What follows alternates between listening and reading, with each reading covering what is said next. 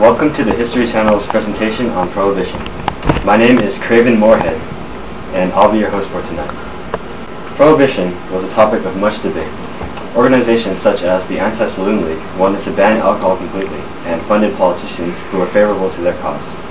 Here is a clip of one such debate.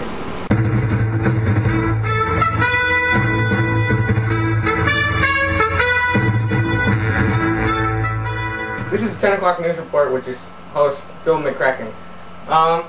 We have a very special show for you today, and it's about the topic of prohibition and banning alcohol. Now, we have two people from opposite sides of the spectrum. One is from the ASL, the Anti-Saloon League, and the other is a random drunk immigrant that we found who loves alcohol, just can't keep his hands off of alcohol. Now, I'm sure we have a very special show in store for you tonight, and we will be right back after these messages with our sponsors.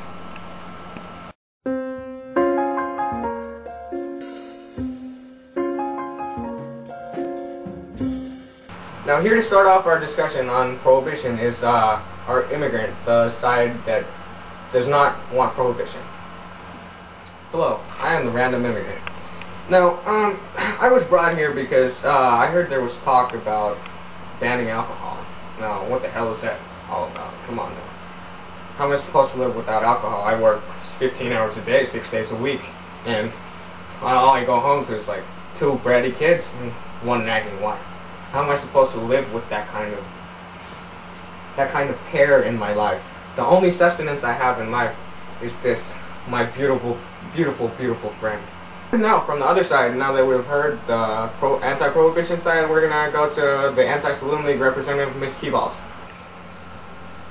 Hello, I am from the ASL, and my name is Don Keyballs. And I am here today because we're discussing prohibition, and then we believe that alcohol is a very bad substance, and it should not be used in any case in our country. Alcohol and saloons are a very bad influence on our society, and just when alcohol is around, we see a lot more poverty, crime, and violence. Poverty especially because, I mean, my husband spent so much money on alcohol that I can't even shave anymore. I mean, look at this. And, well, crime, for one, is skyrocketing in our ghettos where there are more saloons and such kind of activity. And prohibition would solve all these problems because, well, it eliminates the cause of violence and crime and all these saloons business. Okay, fine, some people lose their jobs, but it's still better for overall society. Mr. Immigrant, would you like a rebuttal for that? Alright, I'm very offended by that comment. How dare you call my culture immoral? It's a part of my culture to drink alcohol, and I don't find that offensive. Alright, this concludes our special report for tonight, and we hope you enjoyed the show, and it was very informative. Thank you. Good night. After much debate and resistance, prohibition was legalized by the 18th Amendment. However, it was difficult to enforce. People openly flouted the law and brewed their own liquor and sold it. Rather than reduce crime, prohibition created more dangerous organized crime with gangsters such as Al Capone.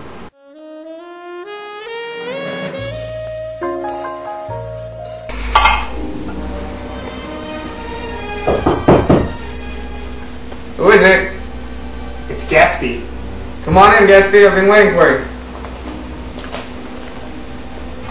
Pour yourself a glass. Alright.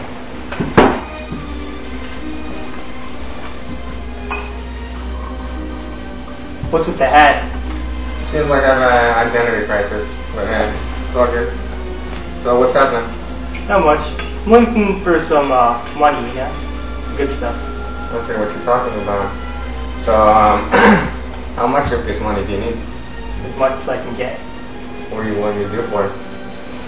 Anything. I hear that you bootleg whiskey from Canada, operate illegal breweries here in Chicago, and run speakeasies. Good stuff. Oh yeah. So, well, along with all this comes a certain responsibility. Do you know what I'm talking about? Yeah, I hear you. Alright, do you know how to handle yourself with a gun? might need to take care of some business soon. Alright. Come in. Did you want to see me, Mr. Capone? Yes, I was interested. What have you been up to over the past couple days? You haven't heard from me very long. Not much. Why do you ask? Well, is there something you want to tell me? Something you want to tell Mr. Gatsby? Absolutely not. Is there a reason? Are you accusing me of something, Mr. Capone? I don't know. Or am I accusing you of something? Have you done something that I need to accuse you of? No, Mr. Capone. Nothing has been happening. Nothing at all. Are you sure? Absolutely.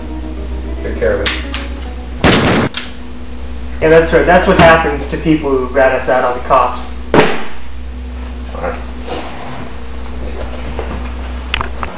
Anti-alcohol presentations in schools were used by organizations like the ASL to persuade the younger members of society to stay away from alcohol. Sadly, most of them, like this one, failed miserably. Class, we have a very special guest for you guys today. He's a reformed alcoholic who has come to speak about the dangers of alcohol.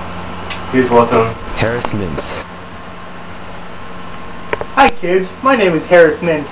I was busted for doing alcohol. You know this new prohibition stuff? It's trying to tell you kids that alcohol is bad. Well, the truth is that alcohol is all around us. Everybody knows how easy it is to take $5, maybe $10 from your mom's purse, take the train downtown, turn left on 2nd Street, and wait till on that block till someone shows up who is not supposed to be there. Now, you know you can get alcohol easily. Now, why follow this prohibition stuff? You know, alcohol is the fun, and the stuff that I'm telling you about, it's the bomb. You know what? I feel so strongly about this that, you know this sign here? I'm going to say something else.